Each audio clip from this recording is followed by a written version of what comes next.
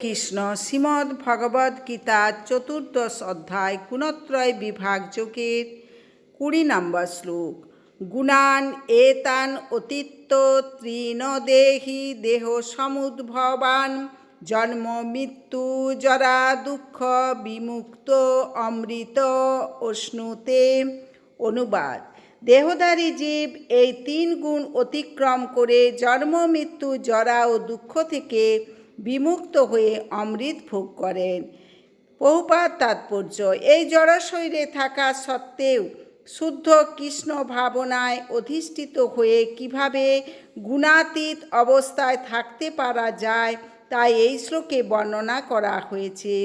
এই জড়দেহ থাকলেও দিব্যজ্ঞান লাভ করার ফলে মানুষ প্রকৃতির গুণের প্রভাব থেকে মুক্ত হতে পারেন। এমনকি এই দেহের মধ্যে তিনি দিব্য জীবনের চিন্ময় আনন্দ উপভোগ করতে পারেন, কারণ এই দেহ ত্যাগ করার পর তিনি অবশ্যই চিৎ জগতে ফিরে যাবেন। কিন্তু এমনকি এই দেহের মধ্যে তিনি দিব্য আনন্দ উপভোগ করতে পারেন। ভক্তিযোগে কৃষ্ণ ভাবনাময় হওয়ার হচ্ছে জড়জগতের বন্ধন থেকে মুক্ত হওয়ার লক্ষণ। তখন তিনি ভক্তিযোগে ভগবানের সঙ্গে যুক্ত হন। হরে কৃষ্ণ কৃষ্ণ কৃষ্ণ হরে হরে, হরে রাম রাম রাম হরে হরে।